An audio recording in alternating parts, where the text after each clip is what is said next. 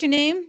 I just want to introduce us. We're the new International Growth and Development Team for Chick-fil-A. I'm going to introduce us all before we delve into the findings of our latest research. So I'm Trisha, and then we have Kaylee, Cedric, and Elijah, who will all be presenting a different section as we go through to tell you a little bit about the country we think might be a possibility for an expansion for Chick-fil-A franchises. As our statement says, we continue to recognize the great potential of international growth.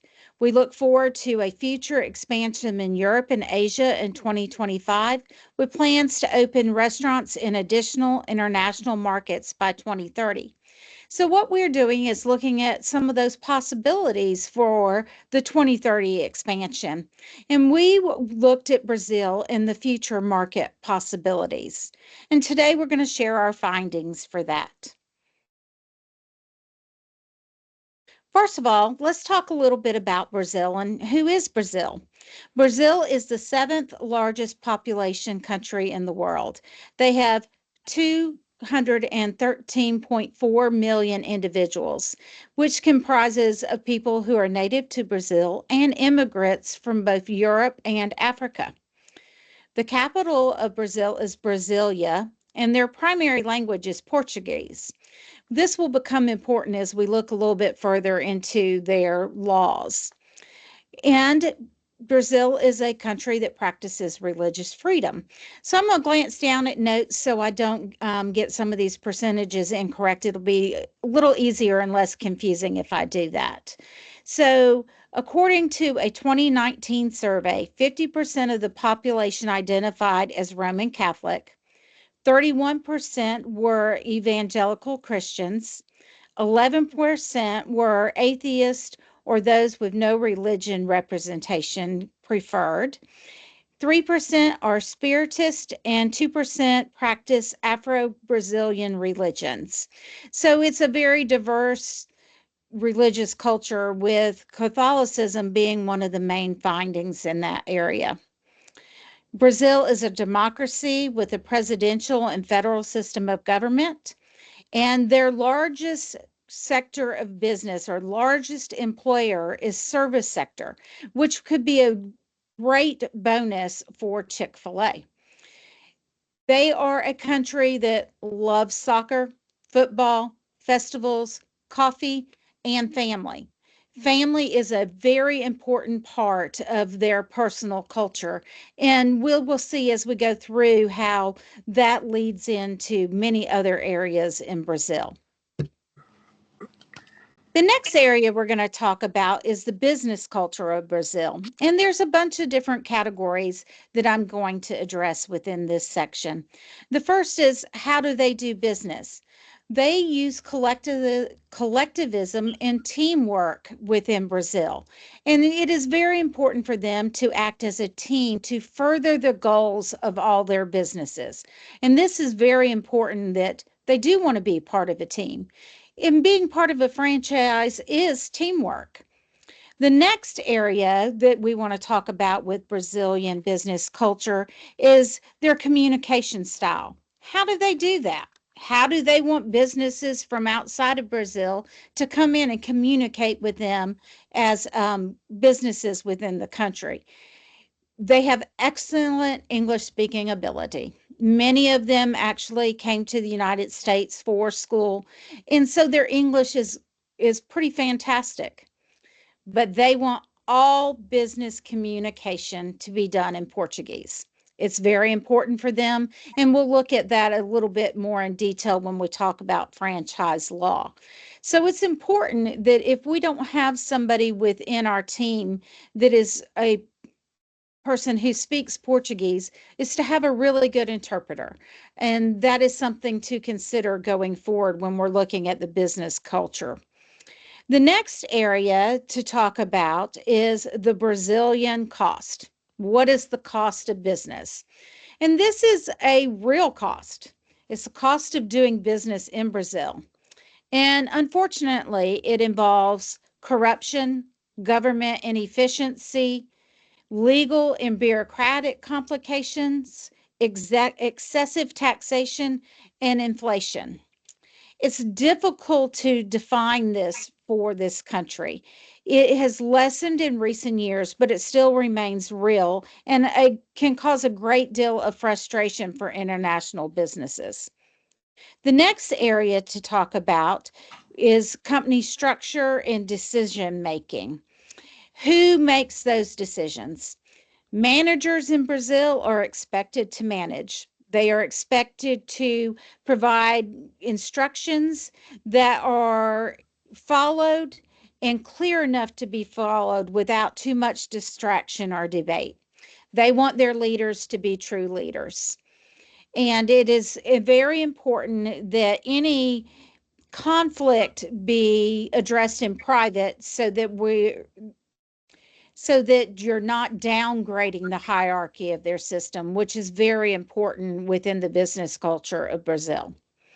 The next area that we're going to talk about is their regional differences. There are 5 different land regions in Brazil, and they all have different economic capabilities and economic development. Some are very poor sections of the country. And there are 2 sections within Brazil that would be beneficial for Chick-fil-A to look at establishing franchises. One is the Southwest region, which is very open to tourism. A lot of people from outside Brazil are in that area frequently. So that would definitely be a possibility. The other region that could possibly be one that would be beneficial or financially sound for Chick-fil-A would be the South region. And that is an area where there's a lot of wealth in that area, just from the nature of how their country has been established. The next area that we're going to talk about is their social classes. They have a very distinct class system within Brazil. And I found it interesting that they're actually labeled as letters A, B, C, and D. And as a business, we would need to consider what class we want to actually target for expansion within Brazil. And because of the socioeconomic makeup, a blend of classes B and C would be the predominant area where we could see growth. The last area to talk about, which could be a little difficult, especially coming from the United States, is women within the business workforce. In Brazil, more and more women coming from outside of the country are looked at, with respect and talked to with dignity and those kinds of things within the business markets. There is still resistance in that country for women to be in upper management roles. And that could be an area of concern as we move forward and could possibly cause some conflict later on. The last area I'm going to talk about is the franchise regulations and laws of Brazil. This actually changed, and it first started to change at the beginning of the COVID pandemic in March of 2020. They were already working to change this and allow for more, I guess, easier ways for people to come into their country with business. And even after that, they have continued to change their laws to make it more valuable for businesses to develop in Brazil. So the new franchise law came into force on March 26th of 2020. And within that law, it requires some different things. It requires a summary of the background of the franchisor's business, a clear contract and sound financial backgrounds. They want to make sure companies coming into their country are standing on a financial solid ground. And that is something that Chick-fil-A does. We have a very strong financial background and have managed to make a lot more money than other businesses within our same category and have fewer stores. So we have a very strong financial standing. And then this is where their language comes into process. All documents have to be in Portuguese. And that is something they require of franchising within the country. So Chick-fil-A will shine as a company with integrity that is about serving franchisors and building relationships within the community. With strong company directions and management teams, these issues can readily be addressed. So now we're going to let you talk a little bit to Kaylee, and she's going to bring forth some other things that we discovered within our digging into Brazil. Kaylee?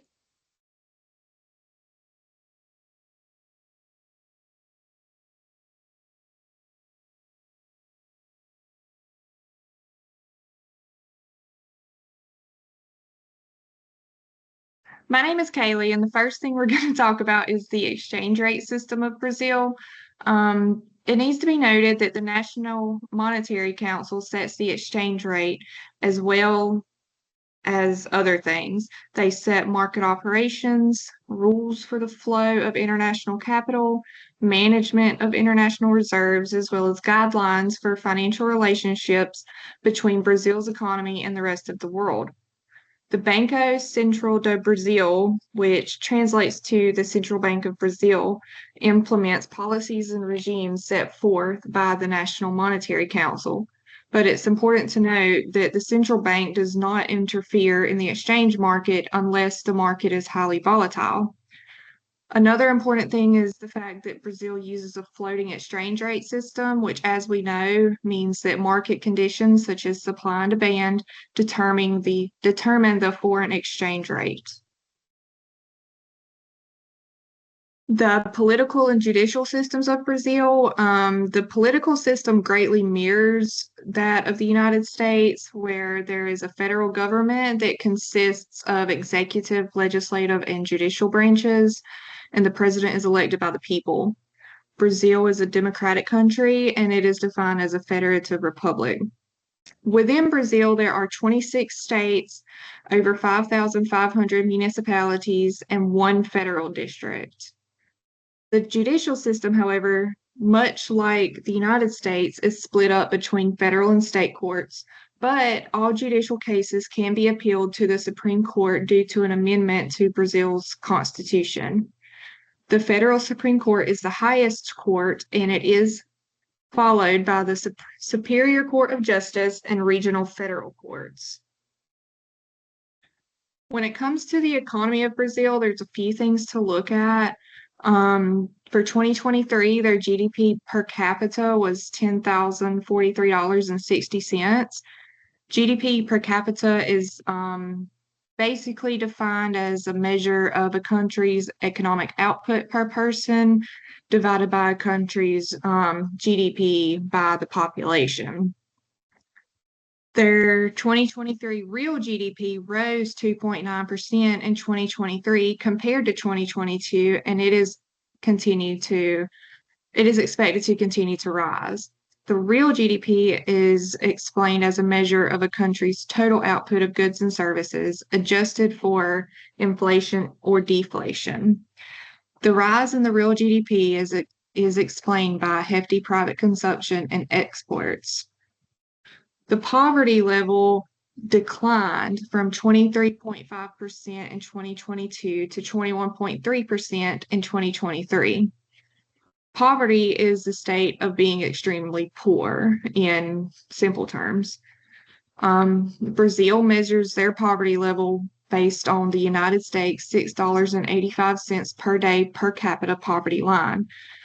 The decrease in poverty is explained by improvements in economic conditions and social protection policies.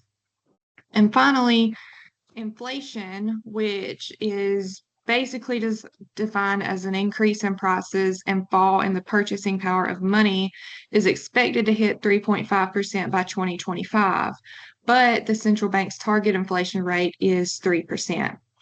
Brazil does have a few macroeconomic buffers in place to include large international reserves, low external debt, a credible central bank, a strong financial system, and exchange rate flexibility. Chick-fil-A will encounter a little bit of competition in Brazil. Their biggest competitors will be KFC, Subway, and McDonald's. KFC already has a reasonably good presence in Brazil, is one of the only fast food chicken franchises that is currently available. McDonald's will be a competitor because it is already cheap and accessible, which, as we know, goes a long way. But Subway, on the other hand, is a simple food and can be healthy, which Brazilians do enjoy. There are no restaurants similar to Chick-fil-A, however, so it could be possible to successfully invade the market. And now I believe that you will switch over to Elijah. Hello, I'm going to be talking about the SWOT analysis, the strengths, weaknesses, opportunities, and threats of Chick-fil-A moving into Brazil. First strength we have is strong customer service.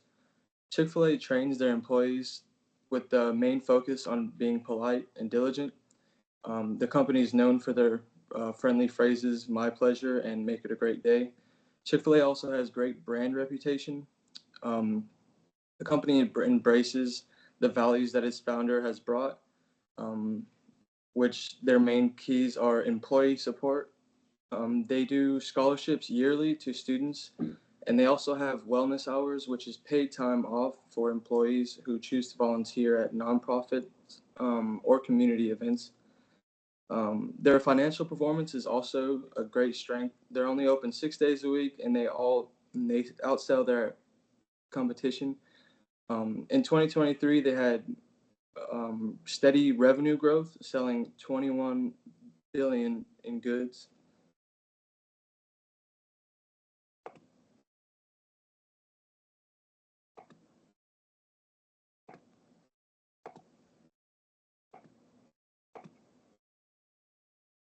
Their sorry, their weaknesses. Um, One of their weaknesses is their international presence. They're only present in Canada and Puerto Rico. They had an unsuccessful venture into South Africa in the 1990s, but after 5 years, all of the locations shut down. In 2019, there was a trial run in the UK, but that trial run failed due to protests surrounding the LGBTQ plus community and the company's views about them. Another weakness is their limited menu offering. Consumer preference in Brazil may make the menu offerings a challenge. Though they have a variety of options on the menu, they all include chicken. And in Brazil, they like to eat a lot of different proteins and healthy foods, like you said, like Kaylee said, Subway. Um, their company controversy could be another big weakness. The founder decided that the stores would not operate on Sundays due to the Christians' beliefs, so they would have that day of worship and rest. And the CEO has also outwardly spoken about his disbelief in gay marriage. And in Brazil, they're more free and open, so this might be a big issue. Opportunities they have in Brazil. Um, if this venture into Brazil will be successful, it will provide a pathway to expanding into other countries, and it'll give Chick-fil-A the opportunity to learn and grow from this experience. And brand recognition is also a big opportunity for us because Chick-fil-A has already made a statement that when they do expand into foreign countries, they will contribute $25,000 to a local hunger fighting organization in each city that they open a location in. And this will create a positive brand image for Chick-fil-A and help us as we continue to expand in the future. Some threats are consumer preference. Traditional Brazilian food consists of beans, rice, meat, and exotic fruit. This may make the Brazilian people to accept the food offered at Chick-fil-A a little more challenging. Um, Competition. Industry competitors will include McDonald's, Subway, Burger King, and Bob's, which is a Brazilian fast food local restaurant there. These are the leading fast food chains in Brazil right now with the most amounts of locations. Um, their political conditions are a big threat for us, for Chick-fil-A, because we're used to the US. We're not really expanding into other countries right now. So any changes in the economy or political environment, such as the government creating foreign policies, that would affect the company and put us at risk. And now I'm going to hand it off to Cedric to finish it off. All right. Okay. So I'm here to talk about why do we choose Brazil out of all the countries? Why do we want to put Chick-fil-A in Brazil? And here's why. Chick-fil-A has had tremendous success inside the United States. So we would like to expand the market to other nations, to other countries. So with that being said, Brazil is one of the major poultry producers globally. Brazil proportion of global output increased from 2.2% in 1974 to 14% in 1999. And during this time, it ranked 10th to the second among the world's major producers, trailing only the United States. Brazil produced 4 million tons of chicken in 1995, up from 200,000 tons in 1970. Over the course of 25 years, the industry increased by 1,760%, an average yearly rate of 14.42% in 1999.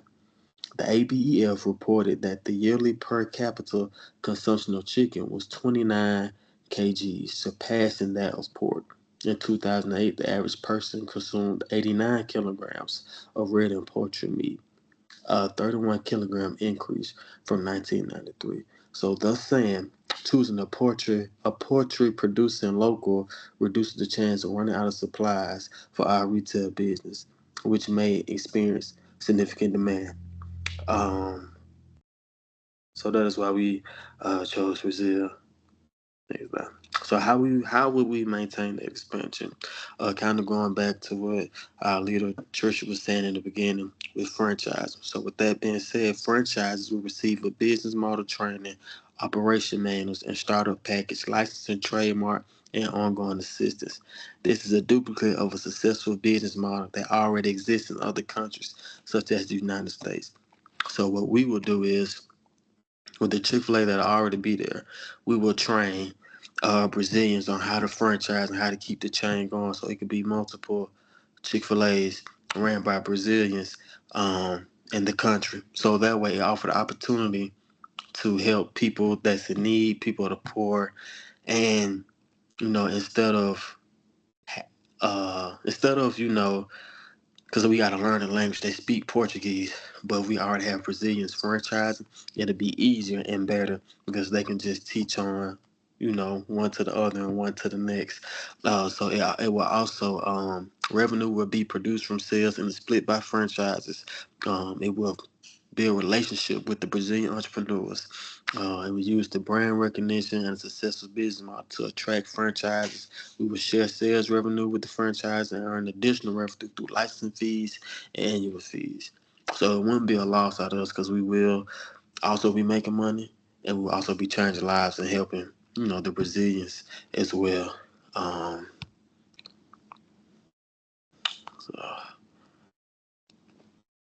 how is Chick-fil-A good for Brazil?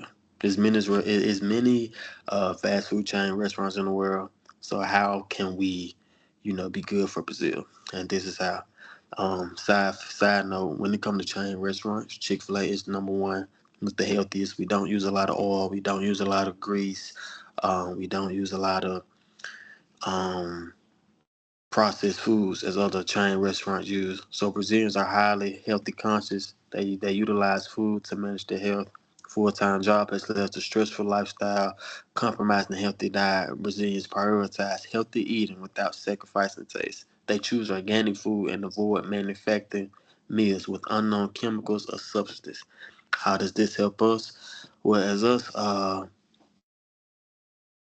does benefit Chick-fil-A? As people's lives get more chaotic, they are more likely to dine out, which align with the convenience of Chick-fil-A restaurants. Chick-fil-A offers both high-quality flavor and healthy meals, making it a valuable option for our market. Chick-fil-A does not utilize grown hormones, fillers, or additions in its foods, so Brazilians do not need to be concerned about unknown chemicals or ingredients when it comes to our food because it's healthy as it gets. And with that being said, Thanks, Cedric. That kind of gives a little bit of information to all of y'all looking at if our option of Brazil is a viable option for Chick-fil-A.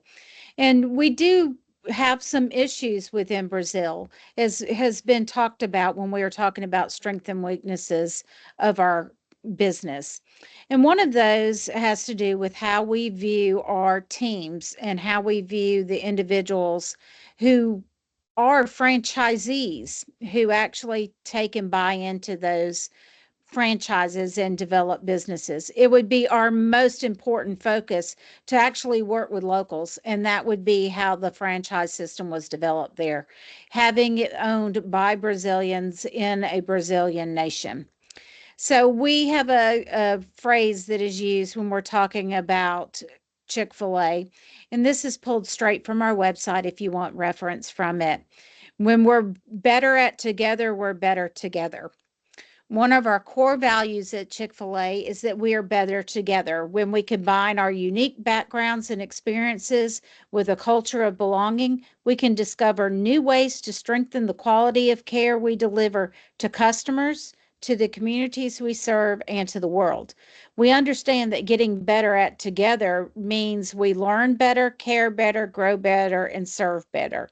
All of this is wrapped up in that Chick-fil-A incorporation is committed to being better at together means embedding diversity, equity, and inclusion in everything we do.